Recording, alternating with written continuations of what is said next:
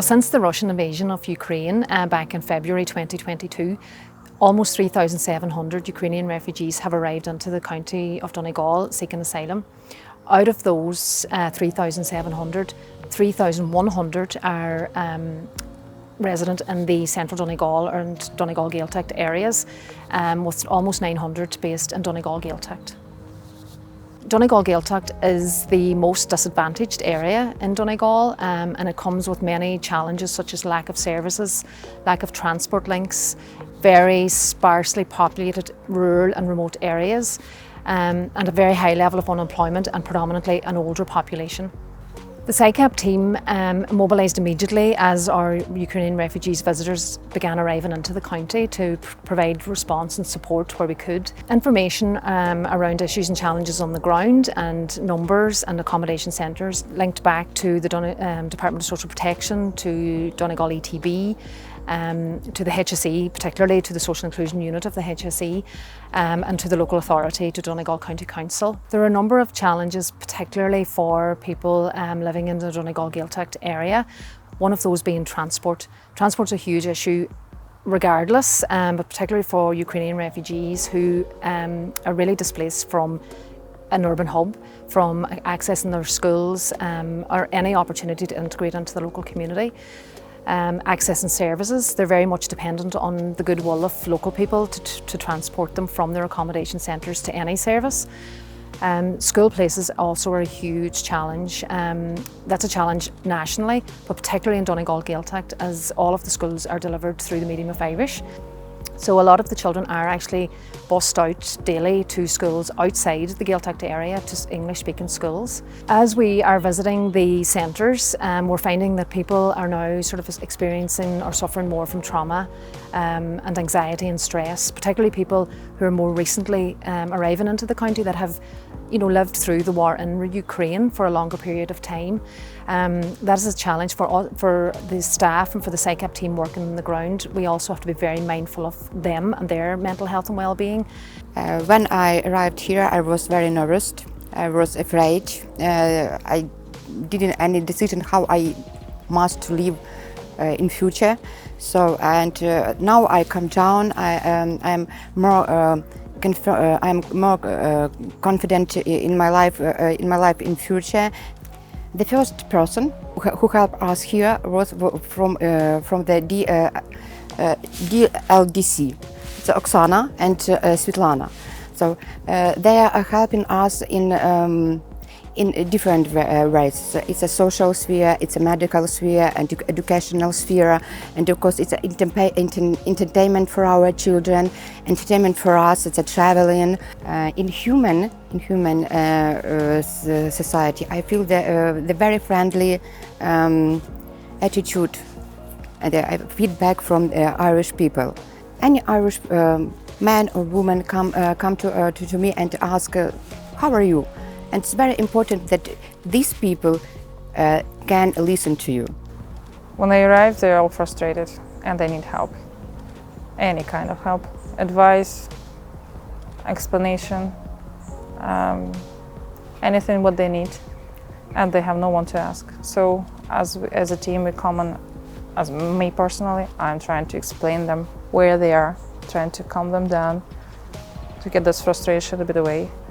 Ask what the urgent needs they have, and then we're trying to get something what they need. For example, nappies, something very, very urgent for parents, We're trying to identify people who are sick at the moment to get them medical help as soon as possible.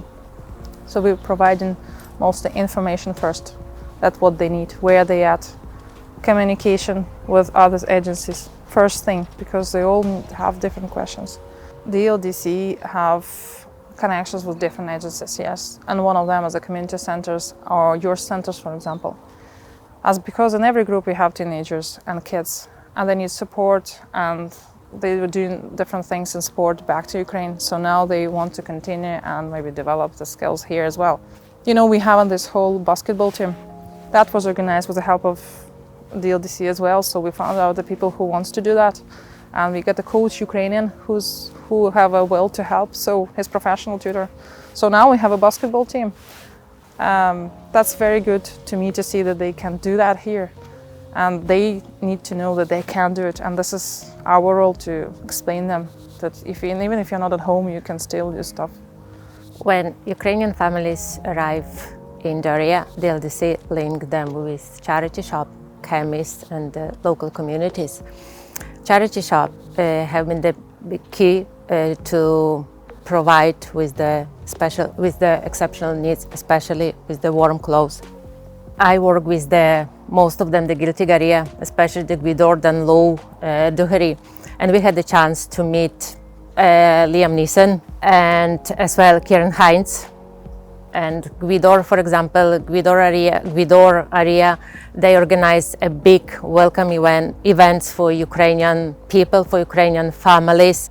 So the interagency collaboration is a huge part of the DLDC Ukraine response. We reach out on a daily basis to various organisations and stakeholders. That would include the HSE, the RAILT coordinators, the ETB who are providing the English language classes, also to community groups. And then another big part of it is that we would host and facilitate the weekly operations meeting.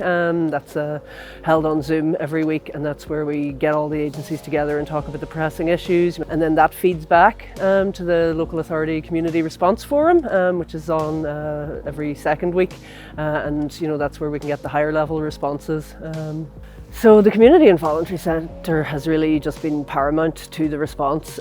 They have welcomed the refugees with open arms. They have held welcome events, for the most part close-knit communities with active community and voluntary sectors in these remote regions of Donegal, and the work that they do is fantastic. So the SICAP team did a skills audit where they looked at what jobs people had in Ukraine and what their skills and qualifications were. Because there's some highly skilled and highly qualified people among the Ukrainian refugee population here. Well, if to compare the place where we come from, if to compare Ireland and Ukraine, of course, first of all, silence, calmness, no basements, no sirens or rocket attacks, and our nights are calm also, so our children can sleep quietly. So the most of that, it is this.